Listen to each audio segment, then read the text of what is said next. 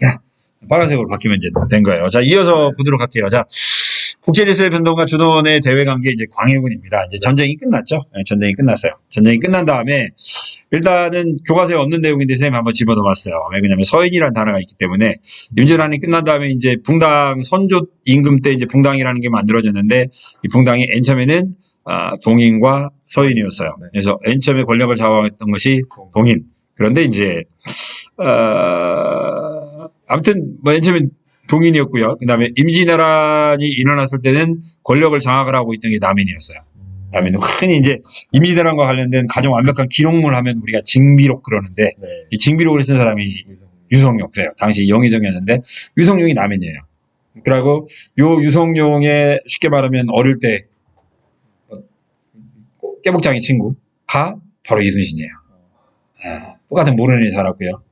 전주 모르네 말고 서울 모르네요. 제가 모르네 살았네. 자, 그래서 이제 그 이순신 장군이었고, 그래서 전쟁이 일어났을 때 이제 남인 세력들이 어차피 집권 세력이었고, 어떻게 보면 전쟁이 일어난 원인 가운데 하나가 결국은 남인의 실책이죠.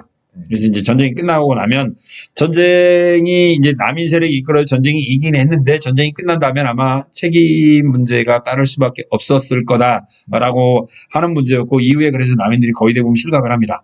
이게 이순신 장군의 마지막 노량해전 때 흔히들 많이 이야기를 하죠. 이순신이 정말 외국인 쏜 총탄에 비명이 갔을까 아니면 이순신 장군이 스스로 죽음을 선택했을까. 그래서 많이 등장하는 게 이순신 장군의 자살론.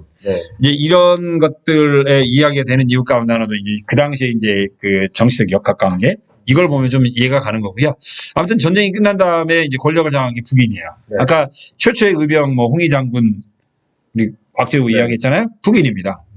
북인 세력들. 그래서 임진왜란 때 광해군이 왕세자일 때 굉장히 많이 공을 세웠는데 광해군하고 함께했던 친구들이 다 북인이었어요.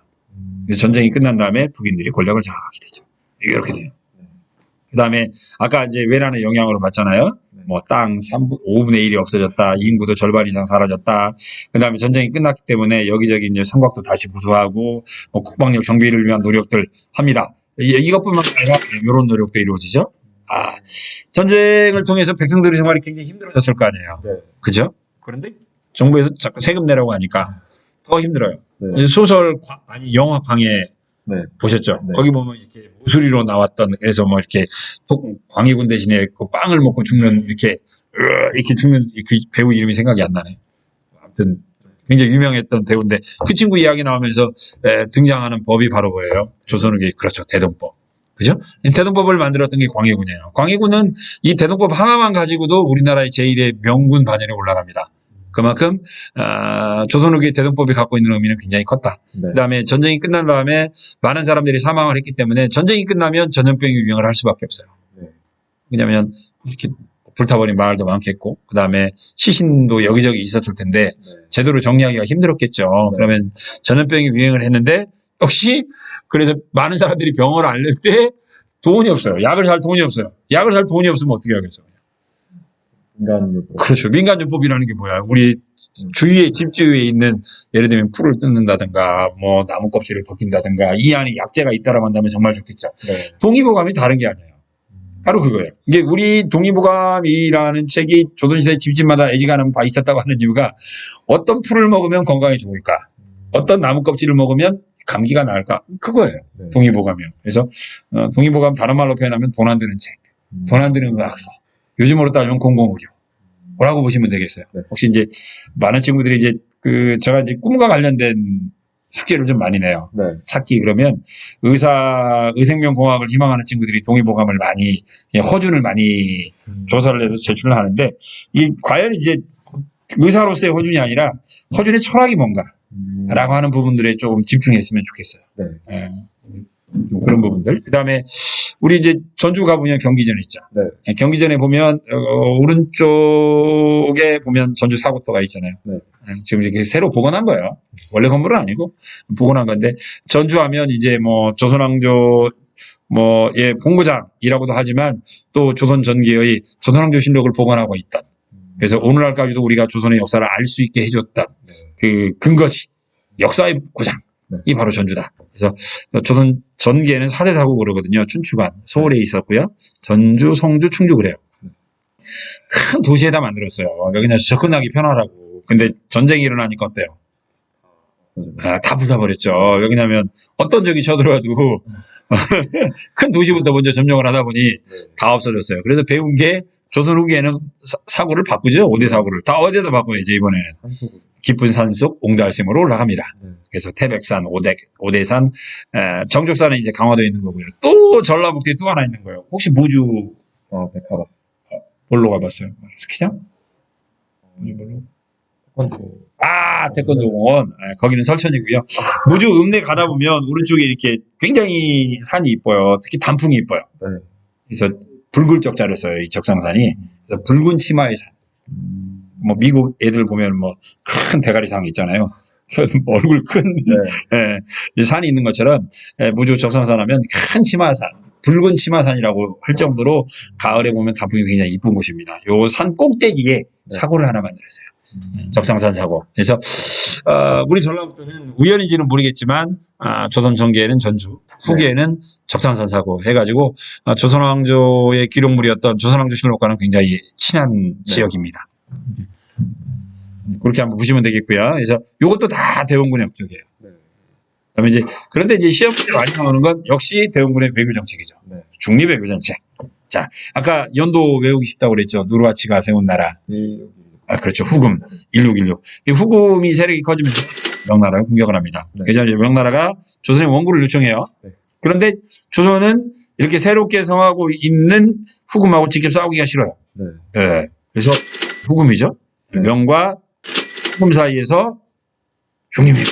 그래서 중립외교에 등장하는 장군 이름이 하나. 그렇죠. 강홍립. 어떻게 보면 희생양일 수도 있는데 강홍립이 약 1만여 명의 병력을 건드리고 이제 도원수가 됩니다. 이제 요즘으로 따지면 총사령관이에요.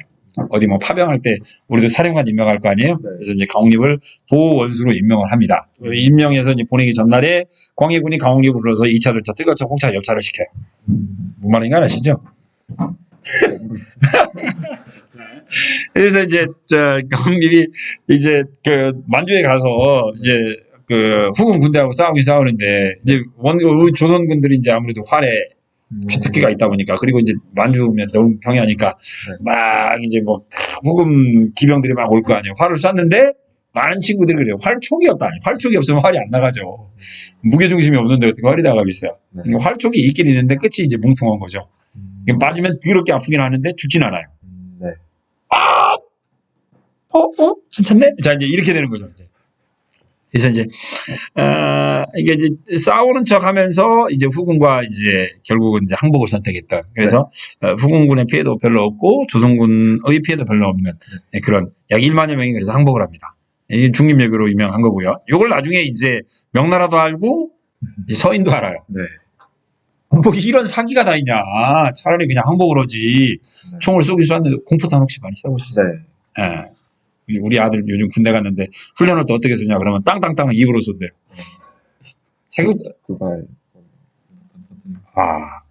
경비 혹시 해병대 어디 근무하셨어요? 김포 의사라. 김포 의사라. 이게 가장 안 해병대 같은 해병대. 그냥 철책 근무하는 거잖아. 임진강. 앞에. 그니까 그래요. 아무튼 인조반점 1623. 근데 가장 편한 데잖아. 거기가 해병대 가운데 그래도. 자, 인조반정이 일어납니다. 1623년.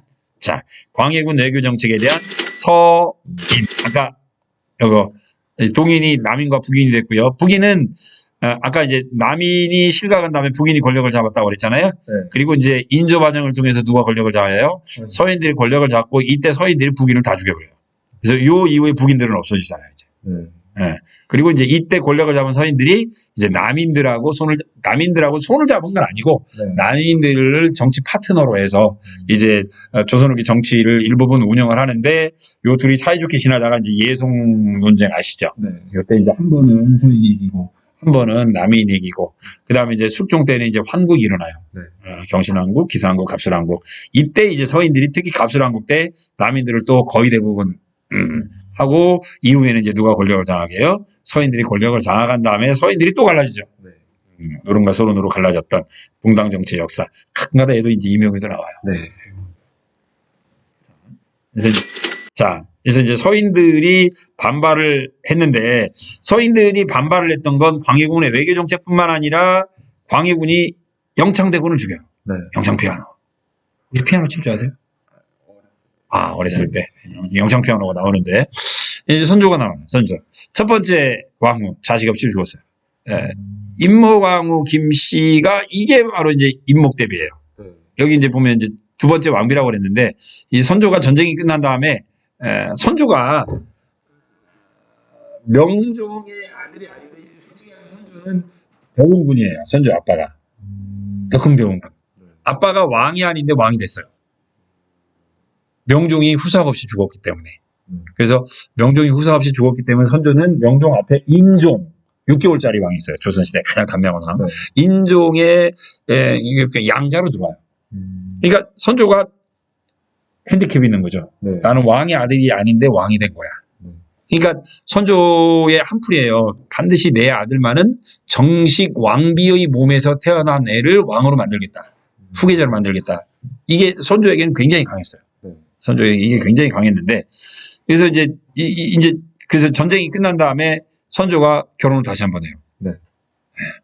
그러니까 51살 때. 이때 결혼한 게 임목광후가 임목대비가 19이에요. 결혼했어요. 네. 그래서 정말 바쁘게 영창대군을 낳아요. 근데 영창 피아노를 낳았는데, 이제 문제는 영창대군을 낳았는데, 요걸 이제 전쟁이 끝난 다음이고, 네. 원래는 이제 공빈 김씨가 있었어요. 공빈 김씨가 낳은 아들이 임해군하고 광해군인데, 임해군은 성격이 저하고 비슷해요. 못 갔다 이거지. 예, 예. 그래서 얘는 아웃돼요. 네. 얘가 큰아들이지만 얘는 정말 성격이 너무 훌륭해서 저절로 아웃돼요. 전쟁이 일어나니까 왕이 이제 뭉진을 한단 말이에요. 피난을 갈 때 어떻게 될지 모르니까 이제 세자를 책봉을 했는데 얘는 무조건 아웃돼요. 그 다음에 이제 둘째 아들 누가 왕이 되냐면 광해군이 왕이 돼요. 광해군이 세자로 책봉이 돼요. 네. 그 아까 이야기한 대로 전쟁에서 광해군이 큰 공을 세워요. 네. 전쟁이 끝난 다음에 세자로서 지위가 탄탄해지려고 하는데 아빠가 세장가를 둔 거예요. 그리고 아빠가 아들을 낳았어요. 광해군 입장에서 볼 때는 이제 왕은 내 거라고 생각했는데 아주 강력한 라이벌이 생긴 거죠. 네. 자, 영창대군이 어릴 때는 괜찮았어요. 얘가 이제 6살이 됐어요. 떨리죠. 영창대군이, 광해군이 광해군이 아까 임목대비하고 결혼했을 때 27살이었어요. 네. 27살이고 30살에 왕이 돼요. 동생이 3살이에요. 근데 애가 몇 살까지 되냐면 6살까지 됐어요. 아직은 왕이 아직 안 됐어요. 네. 얘가 6살. 아니, 그 다음에 이제 왕이 되긴 됐다. 왕이 되긴 됐는데, 광해군이 한 30살 경계에 왕이 되긴 하는데, 많은 사람들이 볼 때는 선조의 정통성은 광해군보다는 누가 갖고 있는 거예요? 영창대군이 갖고 있는 거죠. 그래서 이제, 이렇게 되면 광해군이 왕권이었대요. 불안할 수밖에 없죠. 네. 그러니, 얘를 죽이자. 그래서 영창대군을 영모로 씌워요.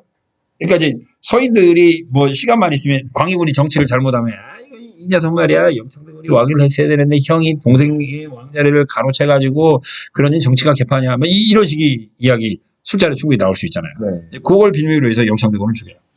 귀양을 보내서 네. 쉽게 말하면 좀 골방에 넣어가지고 좀 나쁘게 표현하면 쪄 죽여요. 임목대비도 폐서인 시켜버리죠. 네. 이 아들이 엄마를 몰아냈다 해가지고 서인들이 이런 불효자가 다 있나 해가지고 이제 어때요? 광해군을 몰아내요. 네. 그게 바로 인조반정이고 인조가 즉위했고 서인들이 집권을 하게 되죠. 자, 서인들은 이제 외교 정책을 거꾸로 펴죠. 네. 거꾸로 펴니다. 자, 서인은 친명배급. 얘들은 뭘 중요시하는 거예요? 그러니까 실리보다는 의리죠. 네. 남자는 의리. 야, 의리. 그래서 임시들한테 우리들을 도와준 명나라를 어떻게 되시느냐 네. 해가지고 명나라를 친하고 새롭게 후금 원래 애들이 여진족이니까 네. 이런 오랑캐 새끼들, 응? 이런 오랑캐 새끼들. 그래가지고 친명 배금 정책을 펴니까 후금이 조선을 침략을 합니다. 왜 침략을 했냐면 후금의 원래 목표는 조선이 아니라 명나라예요. 네. 그런데 이제 명나라를 공격을 하려고 하는데 명과 조선이 손잡으면 후금이 중간에서 협공을 당하잖아요. 그러니까 먼저 후금의 입장에서 명나라를 공격을 하면 후방을 안심을 시켜야 되겠죠. 네. 그래서 조선을 침략을 하자 조선 어찌고저찌고 싸우긴 했는데 그냥 휴전을 맺어요. 1차 그래서 정묘한테는 애들이 여기까지밖에 안 오잖아요. 후금 애들이. 네. 여기까지 와고 한성 올라오니까 야야 휘준이 네가 원하는 게 뭐야? 원하는 게 뭐야?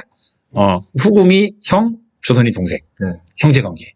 그런데 이게 재밌는 건 형제는 굉장히 많죠. 형, 뭐 동생 겁나게 많잖아요. 실제로 우리 한국 사람들 술 먹다가 야 네가 나이 나보다 많아 그러면 형 그러잖아요. 그죠? 네. 이게 아무나 그냥 형제 관계를 맺는 거예요. 우리 특히 우리 동양사회잖아요. 뭐 길거리에 있는 예를 들면 뭐 우리 김생 같은 경우 남자의 거의 뭐 절반이랑 형인 거죠. 나보다 나이 많이 먹어서 술 한잔 먹으면 다 형이야 이제. 네. 그러니까 형제 관계는 아무것도 아니에요. 문제는. 그래서 네가 형 그래 네가 형 해. 이제 그렇게 된 거죠. 형제 관계 수립이에요. 뭐 여기 때 일어났던 의병들 정봉수 이립 임경업 장군 굉장히 유명하신 분이죠. 네. 그렇게 하고 이제 일단 휴전을 맺었어요. 그 다음에 이제 1636 병자호란이죠. 병자호란. 이제 문제는 후금이 그 이후에 세력이 더 커져요. 네. 그리고 나라 이름을 뭘로 바꾸냐면 청나라로 바꾸고 조선의 군신 관계를 요구해요. 네. 근데 이 군신은 문제가 커요, 이제. 군신은. 우리 조선에서는 임금과 신하의 관계는 아빠와 아들 관계하고 똑같잖아요. 네. 즉, 후금이 우리의 뭐가 되는 거예요? 아버지가 되는 거예요. 근데 아까 술 한잔 먹다가 술값 내면 다 형이라고 그랬잖아요. 근데 술 한잔 먹다가 술값 냈다고 다 아빠라고 할 수는 없잖아요. 네. 이제 아빠와 형제 관계는 완전히 차원이 다른 거예요. 우리는 하여튼 뭐 어디 갔는데 심지어는 나보다 나이 어려도 술값 내면 다 형이라고 부르고 싶어요. 그러니까 형제 관계와 군신 관계는 급이 완전히 다르다는 거죠. 네. 네, 그만큼. 그래서 조선 내부에 아주 치열한 갈등이 벌어졌고 이걸 이제 받아들이자 주합. 뭐 어떻게 우리가 오랑캐를 우리의 임금의 나라로 섬기냐? 네. 잠깐만. 이제 유명한 영화 있죠. 영화? 남한산성. 재작년이잖아요, 이거. 재작년. 남한산성 영화. 네. 유명한 남한산성 영화. 여기에 나와 있죠. 김상원, 최명길. 제가 배우 이름을 잘 몰라서 이때 최명길로 나온 사람은 이 누구지? 이름 생각났었는데. 최명길로 남한산성에서 최명길로 나온 사람. 남자. 이병헌. 이병헌이죠, 이병헌. 네. 다들 안 먹어요. 남한산성 영화를 안 봤어요? 근데 고3 때인가? 아닌데? 그치. 네. 그러면 김상원으로 나온 사람은? 김윤석. 네. 두 사람 유명하잖아, 여기. 최명길. 자. 오케이? 항복하면 안 된다. 항복하자, 최명길. 네. 일단은 우리가 힘이 없으니까 일단 항복하고 나중을 기약하자. 네. 뭔 소리냐. 그죠? 이렇게 되는 거죠. 혹시 우리 김생은, 김상원이나 최명길 가운데 그래도 일단 살고 가야 되지 않을까. 최명길. 네. 나중에 뒤를 치더라도. 해명된대. 아니, 그러니까 그게 아예 그냥 줘버리자는 게 아니라 그래서 지금 근데 이런 사람일수록 좀 얍스런 사람들이 많더라고. 일단은. 그러니까 앞에서는 이제 의리한다고 하고 상황에서는 이제 또 아무튼 제가 이제 이런 말씀드리는 이유는 이제 우리 친구들하고 이분하고 토론을 진짜 많이 해봤어요. 그 답들이 굉장히 재밌는 답들이 많거든요. 네. 네네. 자, 아무튼 이때 이제 누가 이기냐면 척하파가 이기죠. 네. 그래서 조선이 청호 용으로 거벌하자 청태종이 조선을 침략했다. 유명한 남한산성이죠. 45일간 항전을 했다가 삼반에서 항복을 합니다. 네. 유명한 삼전도 전투죠. 교과서에도 이제 삼전도 비가 있는데 이 삼전도 비가 만들어진 게 1637년에 만들어져요.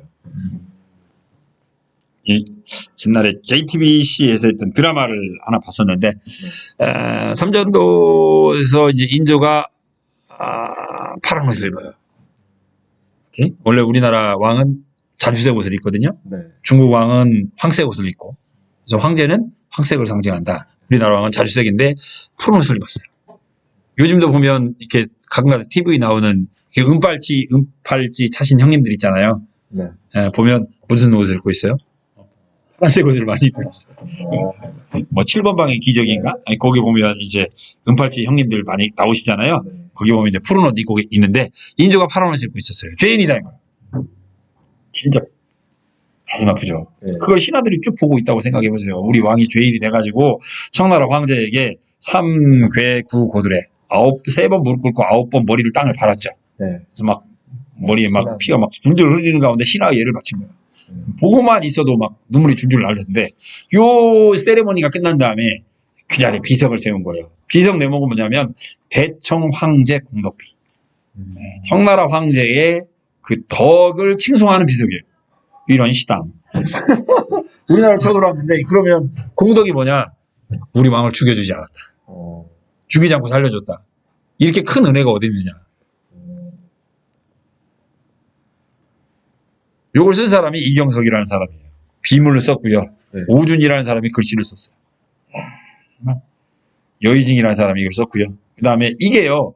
대청황제 공적비 이게 그냥 청과 우리나라의 그런 문서가 아니라 요즘으로 따지면 국제문서예요.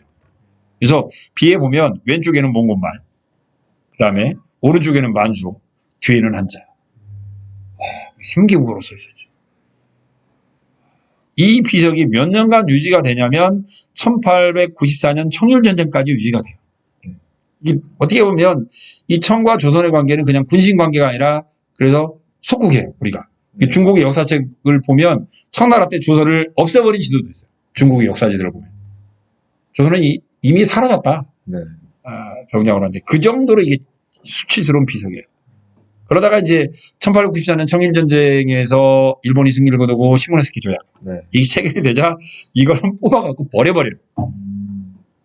수치스러웠으니까. 네. 한강에다 던졌는데 얘가 1913년에 대가뭄을 하면서 이게 다시 살아내, 이게 다시 물 위로 올라와요. 그래서 이게 일본 놈들이 이걸 다시 이 비석을 갖다 세워요. 왜 갖다 세웠냐면 청의 속국이었던 조선을 구해준 게 결국 누구라는 이야기예요. 일본이라는 이야기예요. 와, 덴노헤이과 반자이가 저절로 되는 거죠. 그래서 이걸 1913년에 다시 해가지고 서초 그 자리에 다시 세워놔요. 그러다가 이제 45년에 해방이 됐어요. 네. 이거 어떻게 해야 돼요? 다시 없애야죠. 그래갖고 얘를 이번에는 아까는 한강에다 버렸다고 그랬잖아요. 네. 이번에는 땅에다 묻어버려요. 땅에다 묻어버려요. 땅에다 묻었는데 1963년에 홍수가 나가지고 땅이 또 파헤쳐져요. 그래갖고 이 녀석이 다시 올라와요. 땅 위에. 네. 그래서 63년에 박정희 정권이잖아요. 네. 박정희 정권이 이걸 창고에다 넣어놨어요. 아니구나. 하고 이걸 또 그 자리에 또 다시 세워요. 수치스러운 역사도 역사다. 그런데 이게 이제 아까 1637년에 세웠다고 그랬잖아요. 네. 이게 이제 2007년에 얘가 세워진 지 또 이제 370년 기념, 360년인가 그럴 거예요. 네. 66의 36, 6주가 기념으로. 네? 네. 어떤 그 젊은 친구가 스프레이로 막 낙서를 해요. 이제 거기다가. 이제 이게 부셔버리고 싶은데 부시지는 못하니까 네. 스프레이로 낙서를 하면서 이제 역사적 문제가 이제 벌어진 거예요. 역사적인 논쟁이 벌어졌어요. 97년에. 네. 95년에 우리가 이제 중앙청 건물, 조선총독부 건물을 헐었잖아요. 네. 그 다음에 이제 토론이 벌어진 거예요. 스프레이 사건을 계기로해서 97년에. 어떻게 할까, 이거? 빠서버리자, 치욕스러운 역사도 역사니까 보존하자. 자, 우리 김쌤. 여기는 아까 막 무수히 많은 역사 봤잖아요. 정말 물괴 귀신보다 이렇게 강한 생명력을 가지고 있던 삼전도비 이거 어떻게 할까? 이거는 해야죠.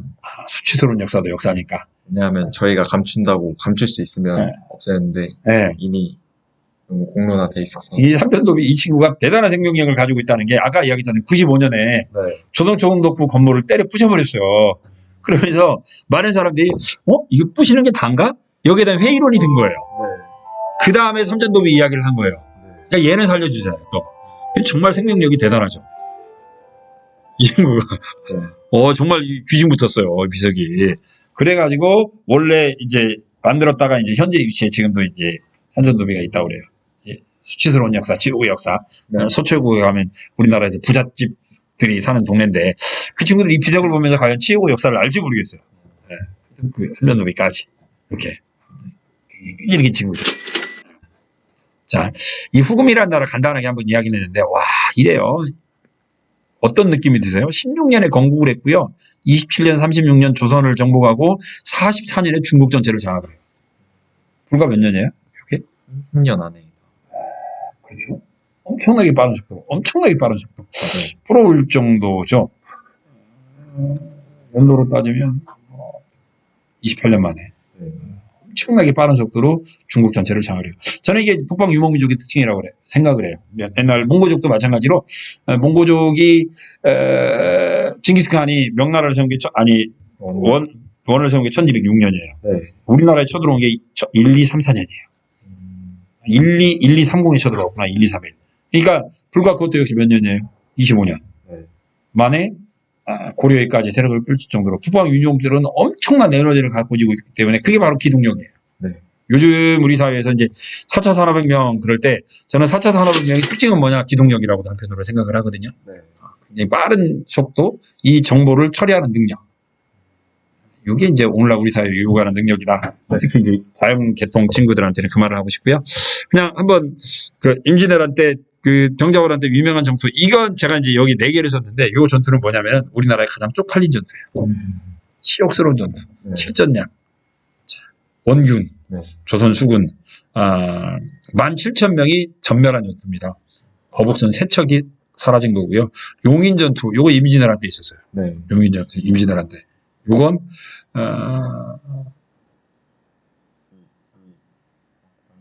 이광인데 전라도의 관찰사였는데 이때 일본 장군 이름이 와키자카 와스히로예요. 와키자카 와스히로인데 얘가 이제 이때 1600명을 가지고 조선군 4만 명을 격파를 해요. 이게 정말 취업실현 전투죠. 와키자카 와스히로인데 얘가 나중에 정유절한 때 이순신 장군하고 맞짱을 떠요. 그래서 이순신 장군이 영화 명량 보면 이렇게 그 수급이라고 하죠. 왜군 수급, 그게 와키자카 와스히로예요. 그러니까 이순신 장군하고 싸울 때 일본의 입장에서 볼 때는 명량에서 보면 최고의 장군을 보낸 거죠. 네. 그런데 이순신 장군한테 와키자카 야스히로 굉장히 유명한 친구고요. 일본에서는 게임에도 많이 나와요. 거시기나 뭐죠? 소드 마스터로. 게임은 몰라요. 아무튼 이 쌍용 전투는 이건 더 웃기는 전투예요. 조선군 3만 명이 청나라 군대 300명한테 털렸다. 이 현리 전투도 6.25 때 전투예요. 그것도. 네. 얘도 국군 3만 명이 중공군 1개 중대한테. 아무튼 이게 이런 역사도 있어요. 우리나라에. 우리 막 역사 보면 싸움 우리가 다 이긴 게 아니라 지는 역사. 네. 아까 이제 삼전도비처럼 가슴 아픈 역사도 알아야 네. 또 우리가 그런 위기가 또 왔을 때 극복할 수 있는 지혜를 얻을 수 있기 때문에 한번 본 거고요. 자, 이렇게 척화론, 주화론.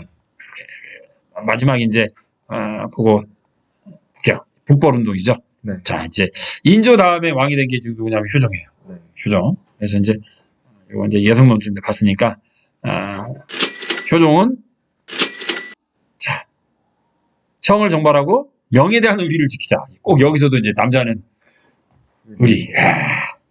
그리고 이제 전 세계에서 유일한 문화민족이 중국인데 중국이 오랑캐 때 망했어요. 네. 그래서 이제 그러면 이제 우리만이 유일한 뭐가 되는 거예요. 이제 문화민족이 되는 거죠. 네.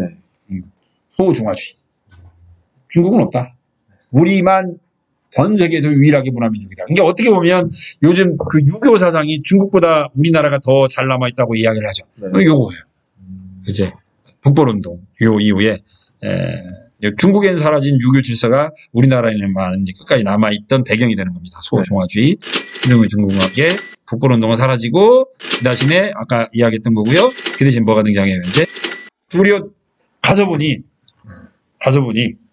청나라가 옛날의 청나라가 아니다. 더 이상 오랑캐가 아니다. 그래서 도리어 청을 배교하기보다는 청으로부터 배우자.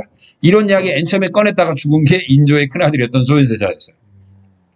그리고 이제 이 효종이 죽자 이제 그때부터 이제 본격적으로 청의 문화를 배우자 북학론이 등장을 하게 됩니다. 이제 여기까지 마치도록 하겠습니다. 네, 감사합니다. 네, 왜 쓰였어요? 아유.